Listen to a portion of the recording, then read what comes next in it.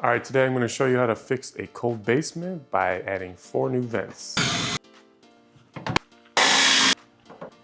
right, so I'm in my basement today. I finished this about a couple months ago. I haven't finished the ceiling yet, but my problem is that it's cold down here. And the reason for that is that I only have 1 vent for this entire basement. So what I'm going to do is actually add 4 vents from the main trunk here and run 1 vent in front of each window, the door, and then that last window. So the first thing you got to do is drill a hole in the HVAC trunk. I'm using a specialized sheet metal hole cutter here. There's 2 other methods I tried. One of them was a hole saw made for recessed lights. It kind of had like a grit instead of teeth. It worked, but it ended up being the wrong size. I needed a 7-inch hole, and the hole saw I bought was 6, and they didn't make a 7. The other way is to use old-fashioned tin snips like this, but it was really hard in this situation. So I highly suggest you just go out and buy this tool. It's like 30 bucks, and you'll save yourself a bunch of time. All right, so when you're installing this elbow into the trunk of the ducting, so this is the sealant I used. It's specifically made for HVAC systems. You just want to apply a bead all the way around the rim of the tap, and then once you're done with that, you can insert it into the HVAC duct. All right, with the elbow in, now you just got to press all those fingers and fold them up underneath, and that just holds everything in place. Now I can install the first section of rigid pipe. So now that's kind of loosely hanging in there. I'm going to use one of these S-cleats and turn it into a support. So all I do is just use one of these seamers, and then I can put a screw through here into the joist and do the same thing on the other side.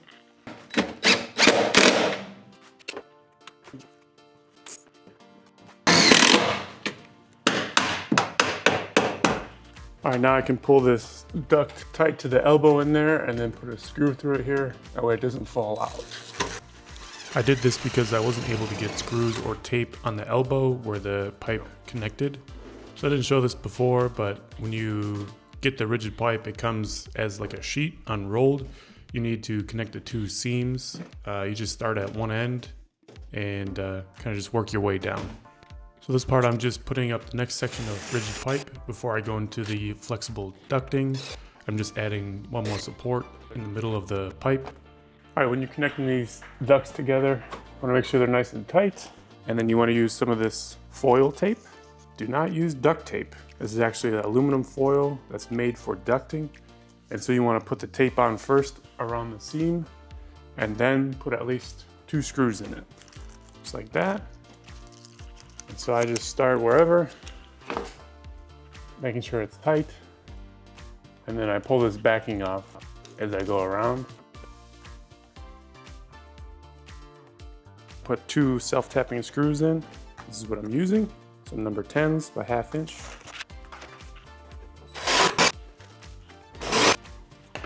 And move on down the line. So I'm going to install the elbow boot first. And I'm right in front of the window here. And I'm going to space this a foot from the window.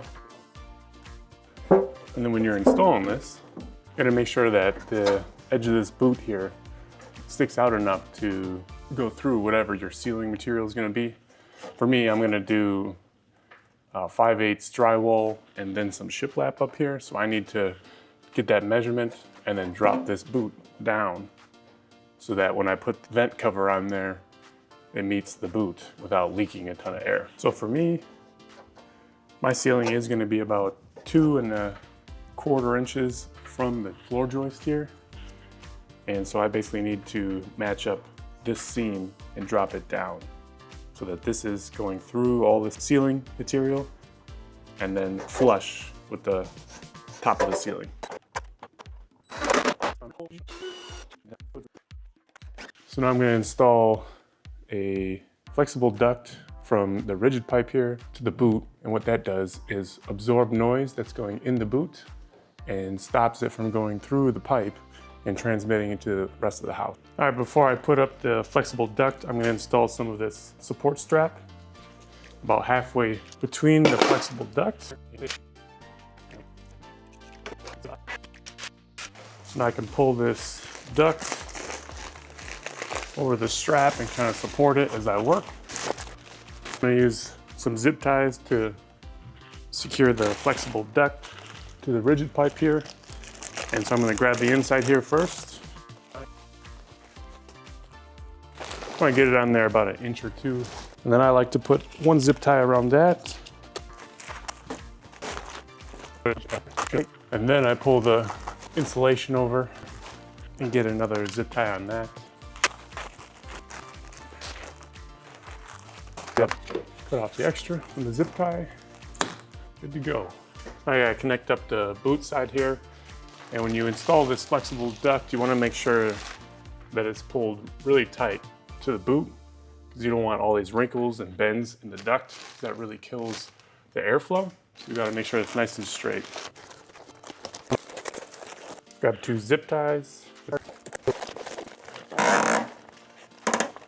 All right, so cut off the extra on this zip tie. Pull the insulation back over, pull it nice and tight, and then get a zip tie around that. All right, so that's how you install a duct, by tapping into the main trunk here, running across, and then to the boot. So just have to do that 4 more times, and it should be much better down here, heat-wise.